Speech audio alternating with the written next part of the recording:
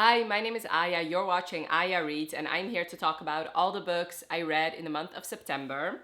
So before I even get started, I am a little bit sick. Not a little bit, I am sick. So I'm gonna have to take frequent breaks to drink some tea, and also hopefully my voice is as fine as it can be. If I tried to film this yesterday, I know that I wouldn't have gone through it, and I'm planning on filming 3 videos today, so wish me luck. But yeah, September was not my best reading month. I went on vacation in September, which meant that I was gone for about 8 days. And even though I did read on vacation, I didn't read as much as I would have if I was home. Plus, and you'll see this in my stats, I did a big video reading books I bought 9 years ago, which I'll leave linked for you. And as much fun as that was to film, and it seems like you guys really enjoy watching it, I was reading books that I'm not normally reading nowadays. So that I think that also contributed to me not reading as much, and also my ratings not being as high. So let's get on with the stats. So I finished 12 books and I DNF'd 1, which equates to 4,209 pages. I had 1 DNF, like I said, 2 2 stars, 1 3.5 stars, 7 4 stars, and 2 5 stars. And both those 5 stars are rereads, so I didn't have a single new 5-star read, so I didn't have a single favorite of the month. I read 5 young adult books and 7 adult books, and those genres were 1 paranormal, 5 fantasy, 1 magical realism. And as far as the romances, I read 2 contemporary romances, 1 sports romance, and 1 paranormal romance. I read 9 novels, 1 novella, 1 fan fiction, which was also a novella, and 1 manga.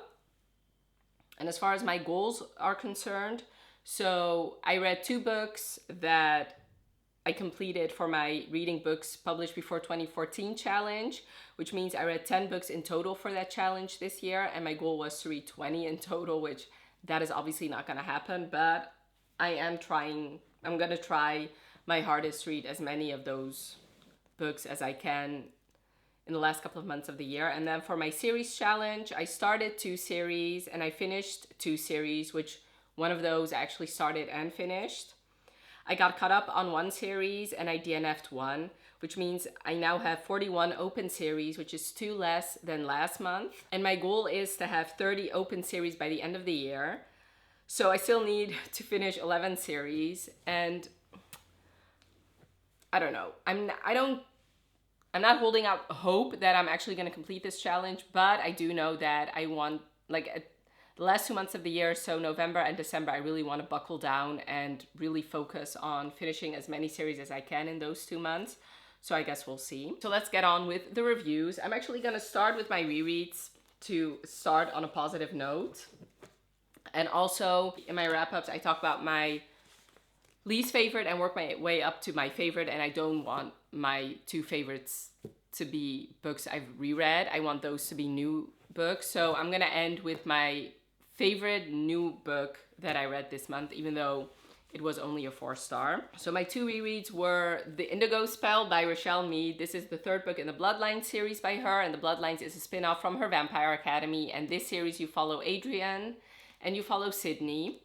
And both those characters we met in the Vampire Academy. And I've been really, really loving my reread. I cannot tell you a whole lot about this series or about this book, but in this book you really see the love story really develop. This is a forbidden romance because Moroi, which are vampires, and humans cannot really get together, and especially not this human who's an alchemist. And alchemists, they work with the Moroi, but they also kind of hate them.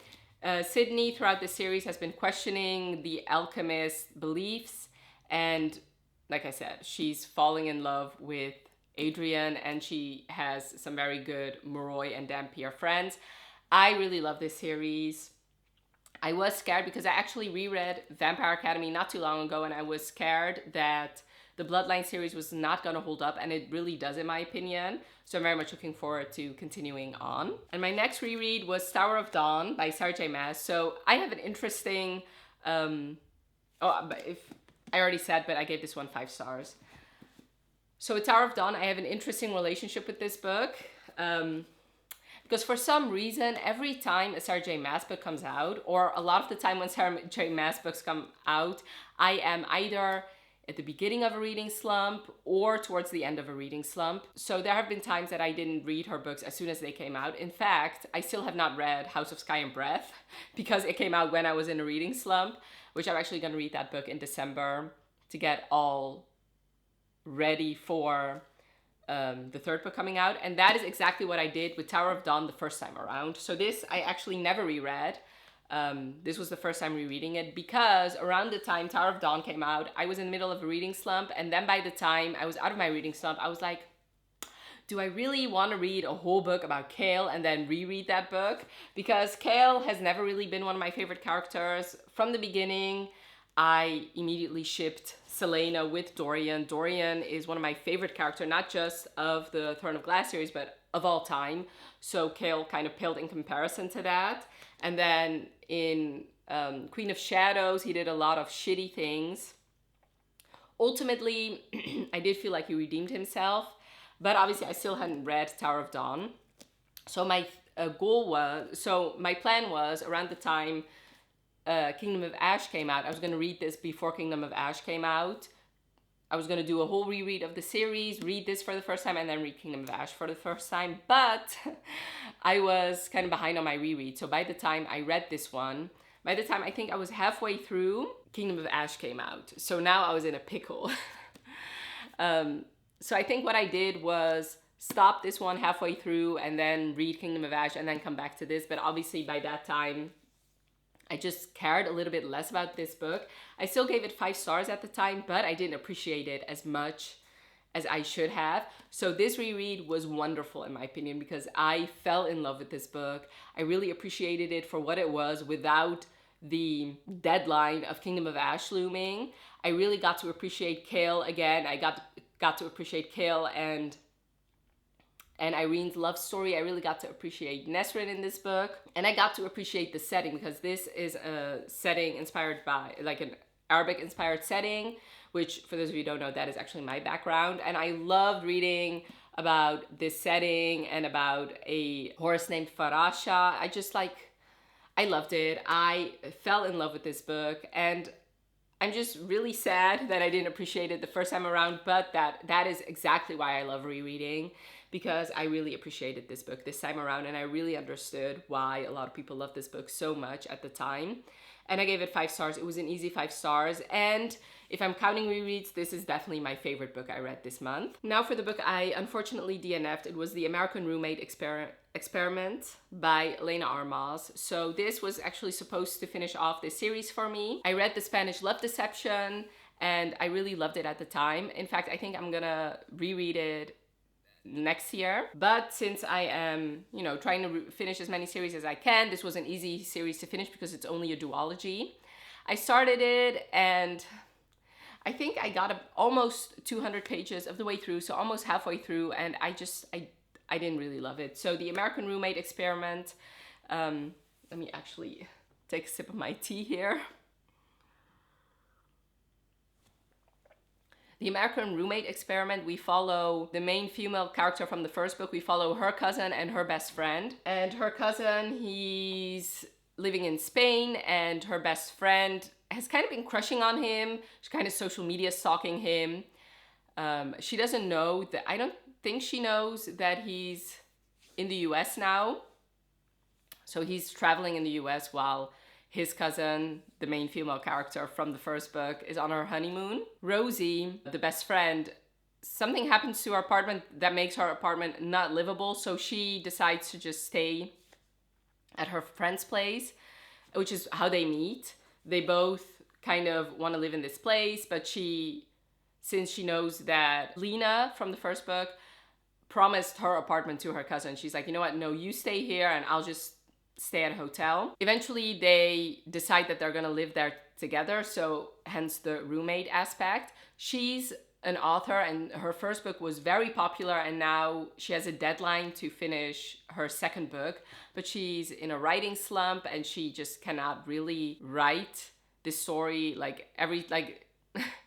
It's just a blank page and she cannot really come up with the words. And they decide to kind of fake date so that she can get a little bit of inspiration to write her story. And that is about the point where I stopped, around them deciding to fake date. I couldn't really connect to the characters, especially him. I felt like he was way too flirty from the very beginning without any reason to. Like, I get that she was crushing on him. She was kind of social media stalking him. And he has heard stories about her from his family because she was in Spain for her best friend's wedding and he wasn't there. And so I understood a little bit why he was intrigued by her, but he was just like, it was over the top. Plus, I don't know, I read a little bit of Goodreads reviews and I did agree with some of their opinions that this felt a little bit like a self-insert from Elena. I'm not sure, obviously, but since her first book was so widely successful, I felt like this kind of felt like a self-insert. I don't know if that's even the case. Maybe she didn't feel the same way as her main character about writing a second novel after your first novel was a success. But I don't know, I didn't, like I said, I didn't really connect to the characters. Ultimately, I was like, you know what? I wasn't really enjoying a whole lot of what I was reading this month, and I knew that this book was not going to get any more than a 2 or 3 stars, and this didn't feel like a connected story arc. This was like, even though this is a series, it's connected standalones, so I felt fine DNFing it. Now for my 2 2-star reads. The first one is The Strange and Beautiful Sorrows of Ava Lavender. So this book I read because of that video I did, reading the books I bought 9 years ago. So I did a video reacting to my first ever book haul, which I'll also leave linked for you. And out of all the books in that book haul, I was most looking forward to this one. I was still the most intrigued about this one. So it made me very, very sad that this was my least favorite book I read for that vlog.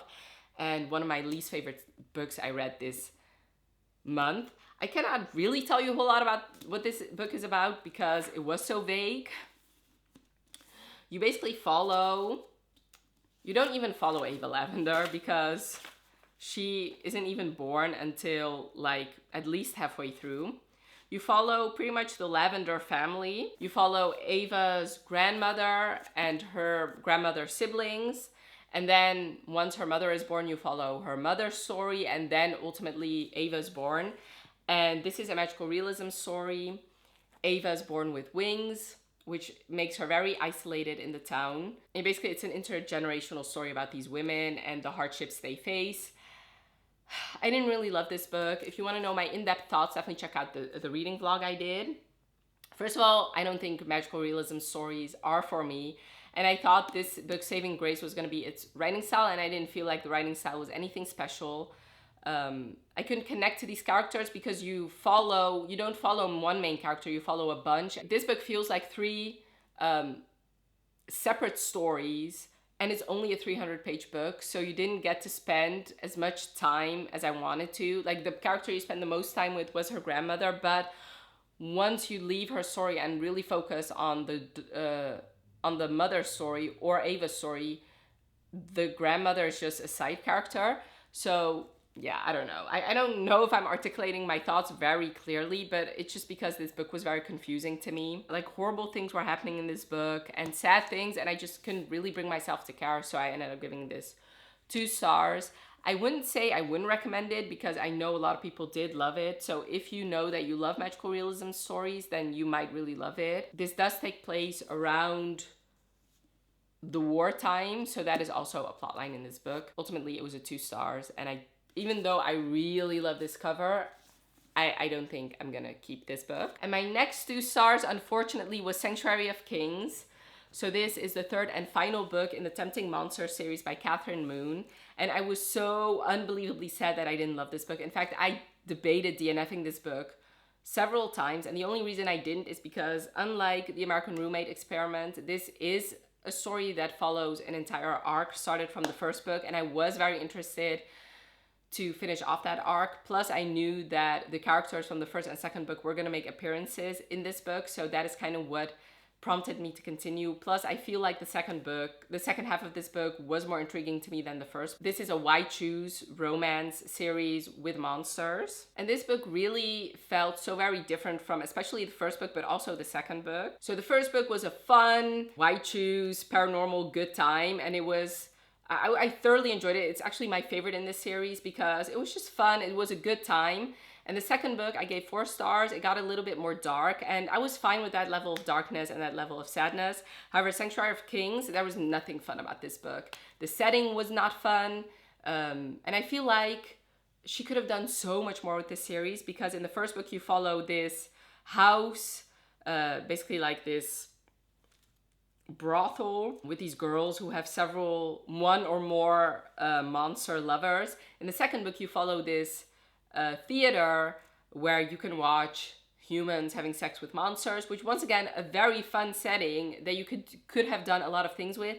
This book, however, takes place in like a house, and it's just Evanthea with her 4 monsters, and it's not a very interesting setting to me.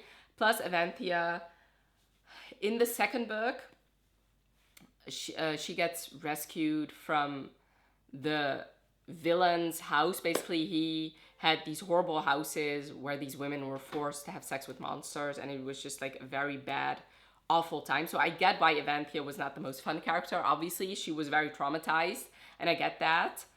It however, didn't make for a fun reading experience, especially because that is not why I read the series. I read the series because it was a fun monster good time. So yeah, Evanthea, even though I did understand why, like obviously she was traumatized, but I didn't feel like she had any personality whatsoever, and I thought her monsters were not interesting at all. I was really looking forward to reading what's his name, Astarion's story, because we read about him in the second book. He actually is one of the main catalyst of taking down the villain, and he was just annoying in this book. Like, he just kept pushing Evanthea away over and over and over again. Eventually, when he did finally accept, I just didn't care anymore. Even though his was the story I was looking forward to most in this book. Yeah, like I said, I just didn't care about any of these characters. Also, I think I found my limit with monsters. There was this one scene. There's a dragon in this book, and eventually he turns into a human, but there was this one scene where he was still a dragon. The way that was described just gave me the ick, and usually I don't really get grossed out by monster banging, but this was just like, this was so bestiality to me. Like, I couldn't really at all enjoy it. Like, there was this scene where he was like a big giant dragon still, and he was like eating her out, and it was described that she was like standing on his lips. Like, could you imagine? I just the only thing I could picture was like a crocodile, which, like, no. And I was afraid that he was gonna stay that way throughout this entire book. Thankfully, that was not the case. Also, there was this whole Arthurian legend shoehorned in, which made no sense to me whatsoever. There was no indication of that in the first 2 books. This book just really felt so separate to me from the first 2 books, even though this was supposed to be the conclusion of not just this book, but the entire series. Ultimately, I didn't love it. I gave it 2 stars. I skim read, like at one point, I just skim read everything that was not dialogue. I also thought the sex scenes were not that interesting to me. Like, some of them were fade to black, which I didn't understand because they never have been in the first 2 books. Plus, what is the point of a white shoes if they're gonna be fade to black? And also, like, she kept describing this nectar thing because she lives off that, and that kind of annoyed me. I don't know why. Maybe it's because I was not loving it that I was getting annoyed by little things. Catherine Moon could have done so much more with the series. Like, I would have preferred a book, like another book, in either the Star Manor place or the Company of Fiends, or a similar type of house or a similar type of theater. And also, I felt like Evanthea, like, at one point, the other harems came in, and she just, like, was not welcoming to them at all, which like I said, I get it from her traumatic experience, but then why, like, the whole point is that they come in is for fan service, for us to enjoy them, and for us to not really get to enjoy them that way just bothered me. Plus the whole plot, like this book, a part of it was very plot focused, and the way that resolved was also not very satisfying at all. So ultimately I was not a fan of the plot, not a fan of the romance, and not a fan of the characters. Very sad about it, but it did finish off a series for me, so that's good. And I think at the end of the day, I'm just gonna, if I'm gonna reread this series, I'm only gonna reread the first two. For my 3.5 star book, this is the first time I'm actually giving half stars, but I couldn't decide with this book. It was not a 3 and it was definitely not a 4, so ultimately it was a 3.5, and it was The Doctor by Nikki Sloan. So I actually read The Frat Boy at the beginning of the year, and it's one of my favorite books I read this year. I thoroughly enjoyed this book. So, and that was actually the first book I read in this series, so I wanted to continue on with the series, and I figured let's just start with the first book, and that is The Doctor. This is an ex-boyfriend's dad book, and ex-boyfriend's dad tropes are not my favorite, because I'm of two minds. First of all, I'm especially with cheating ex-boyfriends, I'm like, you know, you go girl. You know, I can appreciate that level of pettiness. Like, is there anything more petty than getting revenge on your ex-boyfriend by sleeping with his dad? I think not. Like, you hurt me, I'm gonna be your stepmom. You know, good for you. On the other hand, what kind of fucking asshole of a father sleeps with his son's ex-girlfriend? Like, what the fuck is actually wrong with you? Like, I cannot respect that. Like, out of all the women in the world, out of the billions of women in the world, you choose your son's girlfriend or your son's ex-girlfriend? Like, no. Like, I like, that is a steep hill to climb for me to like that character. And especially in this book, this hero, he has been lusting after his son's girlfriend, actually jealous of his son for years. Like, when she was in high school, which kind of bothered me. Anyway, moving on. This book, you follow Cassidy, who has been with her boyfriend for 3 years, and lately she feels like he's changed. He's not giving her any attention, and his priorities are just on anything but her. So she's been unhappy. So she decides to break up with him. And who is there to be her shoulder to cry on, and who's there to fuck her, like, the day she breaks up with him, is her ex-boyfriend's dad. And he's a doctor, which is why it's called The Doctor. She's 19, he's 20. No, she's 19, he's 40.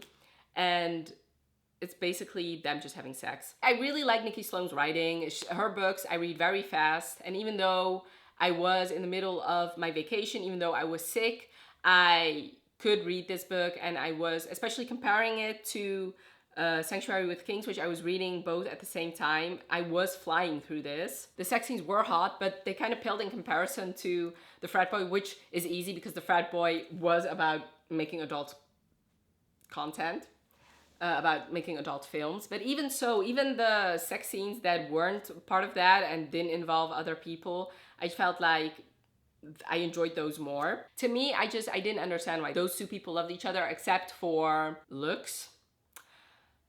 Especially him, the way they, okay, listen, I know Preston is supposed to be a bad guy, but all this book did was make me excited for his story. Because, yes, he's an asshole to her, definitely, but it didn't really excuse the way they talked about their, at one point, she actually talked about that one of her fantasies is them having sex and Preston walking in on them. And the way Preston's dad was all in on that fantasy, I couldn't, like, that was the point where he became so unlikable to me. Like, what the fuck is wrong with you? Because yes, okay, this may be a fantasy and may be hot, but you're talking about your son walking in on his ex-girlfriend fucking his dad.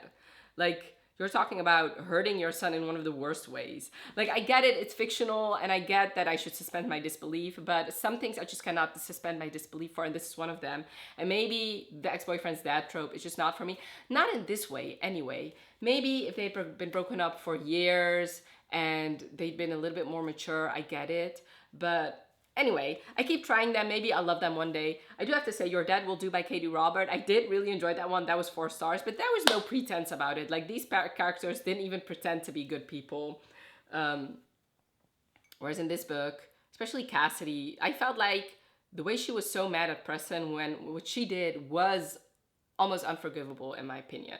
Like once again, I told you guys, I can appreciate that level of pettiness, but then I don't know, I feel like she had no leg to stand on being mad at Preston at that point, because yes, you were broken up, I get that, but you were broken up for not even a week when you started sleeping with his dad.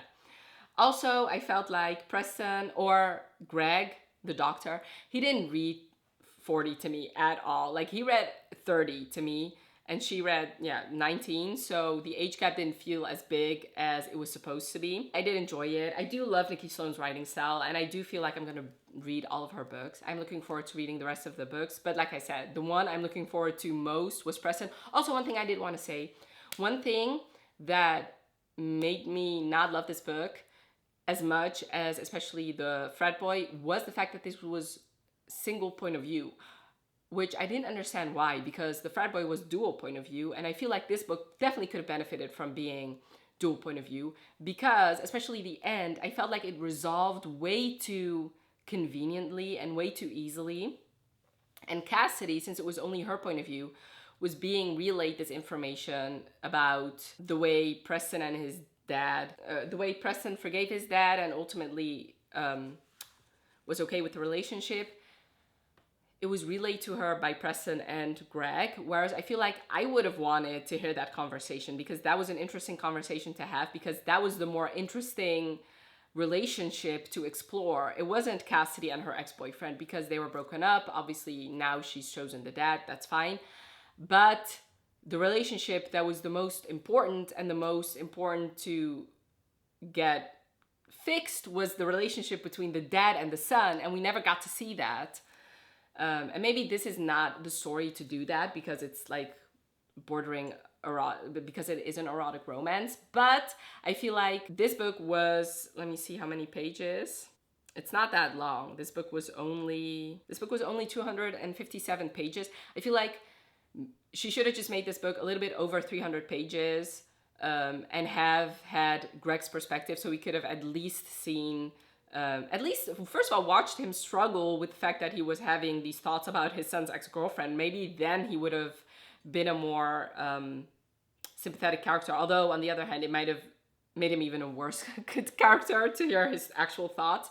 But I would have loved to see the father-son relationship and see how that was fixed a little bit, because it was a theme throughout this book. And also, that's what made the stakes so high, is him potentially losing his son forever.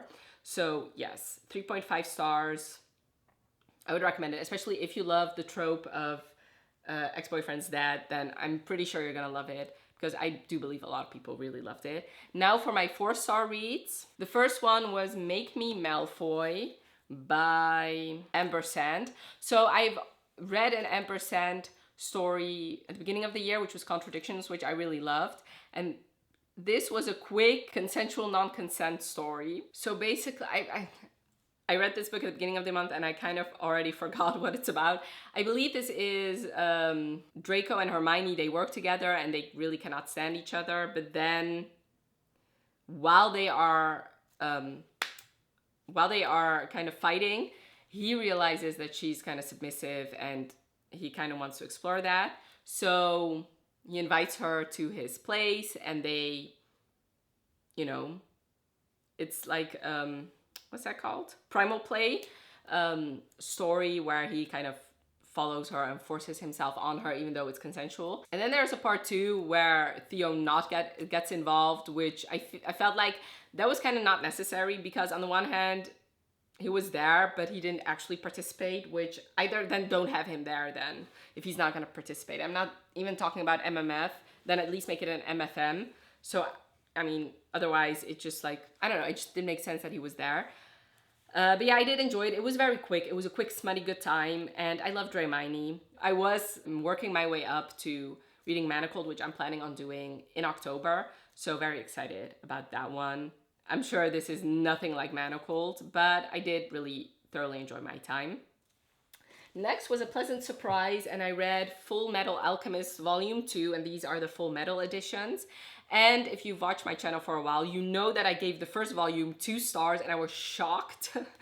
This one, however, I did thoroughly enjoy. I felt like the first book, even though we read about these brothers, I didn't really feel like the brotherly love, and I didn't feel like the whole, like the character, it felt like short missions, and there was really no character development and no relationship development. Whereas in this book, I did really feel like I got to know these characters a little bit more. I got to see their brotherly bond, and there was a storyline in here where we got to meet, they went back to their old town, and we met like a grandma character and like this girl, and they were the people that gave them, especially, they gave Elric his metal leg and metal arm. So they're kind of like family. And that is kind of what was missing in the first book for me, because Fullmetal Alchemist has always been explained to me as this, not wholesome per se, but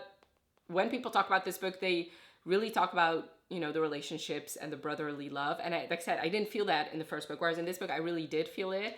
And I'm very happy because that means I get to continue on with the series. I'll be ordering the 3rd and 4th volume. Hopefully I'll get to them in October. Oh, I didn't even tell you what this book was about. I just realized. So this is a manga following 2 brothers, the Elric brothers. Did I just call him Elric just now? Eric. Edward. Oh my God. So the Elric brothers, you follow Edward and Alphonse. And this on the cover is Alphonse, actually. So they wanted to bring back their mom from the dead. And while doing that, things went horribly wrong. Alphonse, the youngest one, he lost his body. And Edward lost his arm and his leg. And to save his brother, Edward put him in a giant suit of armor. Now they're going through the world, getting Alphonse his body back and getting Edward his arm and his leg back. And Edward is the Fullmetal Alchemist, which means he's very powerful. And like I said, I'm really enjoying it now. Maybe if I reread the first book, I'll give it more than 2 stars, but I'm not going to reread it. I'm just going to continue on with the series, and hopefully I'll love it more and more with each volume. Next, I read Murder in the Family by Kara Hunter. So I also gave this, all of these are 4 stars, by the way. This one, I have been in the mood to read a murder mystery, and I was debating on reading In My Dreams I Hold a Knife, but then I saw Meg do another one of her solving a mystery, and in the previous video and every other video of this kind of these kinds of videos, I just watched it without having read the book. But when this one came out, since it was a new release and I have been meaning to read a mystery, I figured, you know what, let's just read it and then watch her video, which I did, which I'll leave her video linked for you. And that was such a fun experience for me. And if you've not read this book yet and you also love Meg, I would highly recommend doing that. So Murder in the Family is a story. It's mixed media. It's basically this guy who wants to make a documentary about his stepdad who died 20 years ago. It was unsolved and he wants to solve it now using these experts. So basically this book is split up in, like, I believe they filmed 6 episodes, and this book is split in those episodes. So you get like a big chunk of them filming it and then airing. So you get to see them filming it, but also once it's aired, you get to see the reaction to the episode. And I thoroughly enjoyed my time. I gave it 4 stars. I read it, I listened to it on audiobook, and then I also watched that video. She does split it up in parts, and that is actually watched it per part. So it was a very immersive experience for me. But even with that, it was kind of easy for me to put it down. Plus with mysteries, I don't know, maybe if it's like a long running, like cozy mystery, it's different. But with these kinds of mysteries where it's just one book, I really need to connect to characters for me to really love a book. And it's just really impossible for me to do that with these kinds of books where it's just a standalone and you follow a bunch of different characters.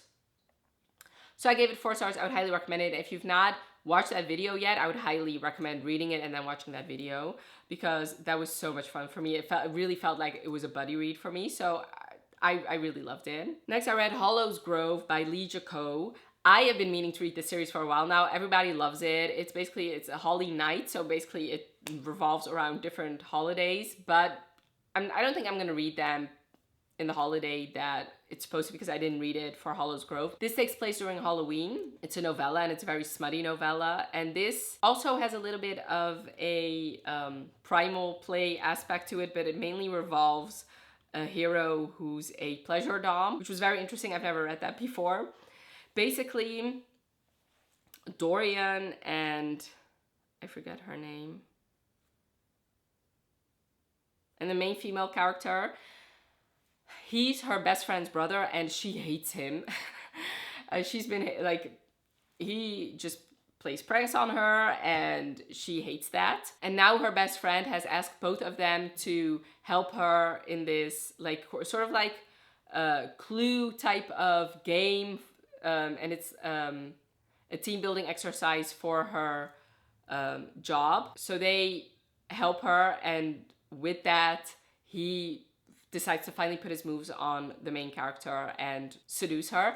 This was so much fun. It is a smutty good time. It is one of the better spicy novellas I've read, and I would highly recommend it. I'm very much looking forward to continuing on with this series. The next 2 4-star reads I'm going to talk about together, and it is The Assassin's Curse and The Pirate's Wish by Cassandra Rose Clark. So this is a duology, and I read both of them this month. Also for that book to read the books I bought in my first ever book haul. So in that book haul, I told you guys that I only bought these books because the publisher was gonna stop publishing them, and I really wanted these covers, and I'm really glad I did, because the next cover is not one I really like. If you buy this book now, these books are combined, which I think makes all the sense in the world. This book, you follow Anana, who's a pirate, and she's supposed to marry this guy, and on her wedding day she flees, and then this guy's family sends an assassin out after her, but she ends up saving this assassin, which puts a curse on him, and the curse is that he has to protect her at all costs, and every time she's in danger, he feels immense pain. And you follow them as they try to break this curse and as they fall in love. And I really enjoyed this book. I gave it like I said, I gave both of them 4 stars.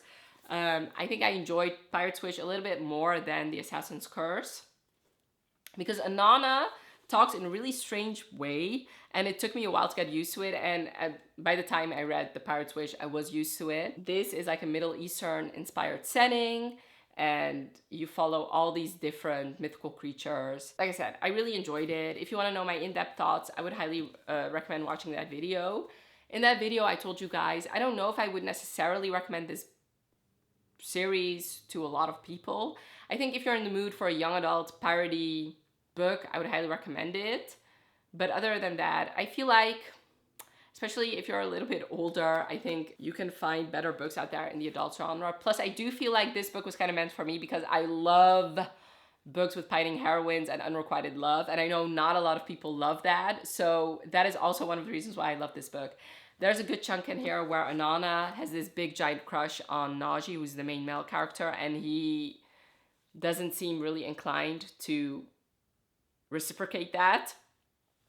And I know that can be annoying for a lot of people, and I get that, but I kind of love that. I love that. I love when female characters have this giant crush that is unrequited, and it seems like he's never gonna fall in love with her, and then eventually he does, because it's a fictional story.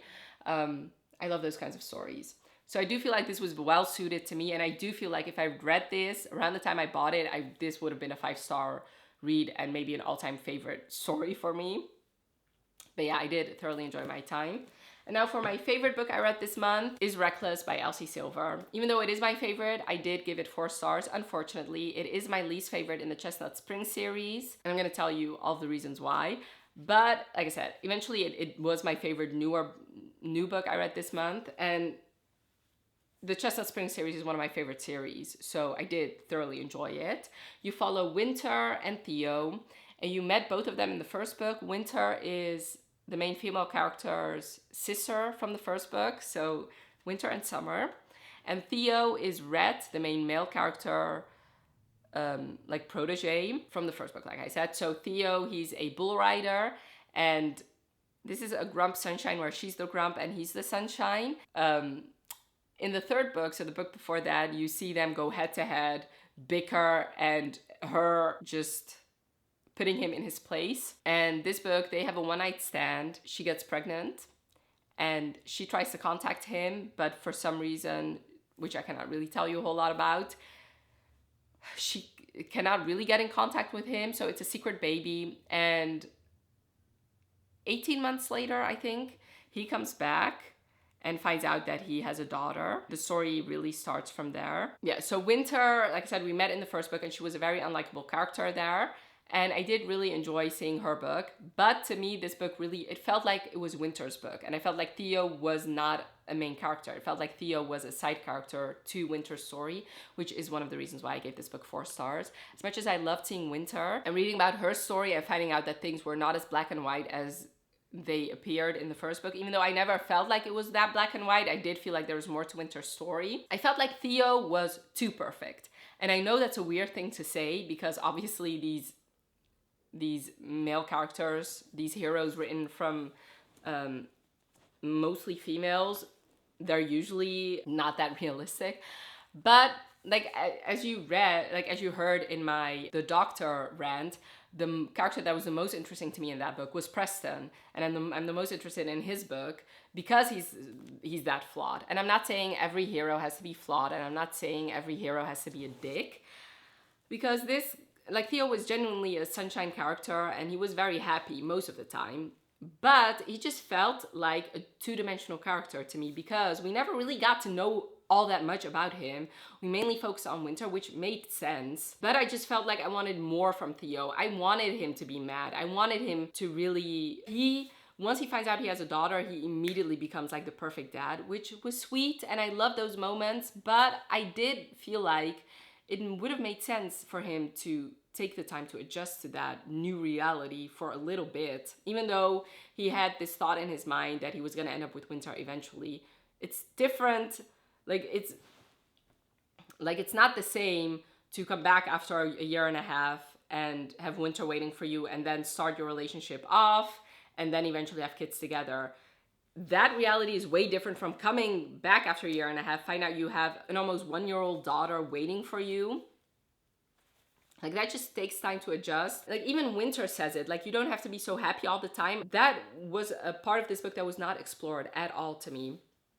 His dad died playing the sport that he now plays. I felt like that would have been a storyline that we could have explored. And I would have been fine if it was like 60% to 40%, 60% focus on Winter and 40% focus on Theo. Like, it didn't have to be a perfect 50-50, but to me this felt like 85% Winter and only 15% Theo. And that just made me not really connect a whole lot to this story, especially comparing it to Powerless, which was the book before that, where I did feel like it was an even split between both characters. But yeah, even though I said all that, I did really love it. I gave it 4 stars, and there were some very sweet moments in here. Theo as a dad was just so wonderful to read about, and I loved reading Winter's story. I loved reading about her life and everything she went through, because she also didn't have a very easy life, even though she technically was not the daughter of a mistress in a lot of ways. As much as Summer had a